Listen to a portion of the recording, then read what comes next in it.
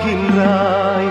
பெண்மை கண்டாலே தாய்மை காண்கின்றாய். பலர் பூஜை கொண்டாடும் பூவாய் வாழ்கின்றாய். அன்புள்ள மகனே, அழுதது போதும், புன்னகை சிந்து, இனி பூக்களின் மாதம். கடவுளும் நீயும் ஒரு தாய் பிள்ளை, இருவரும் தனிமரம் தானே.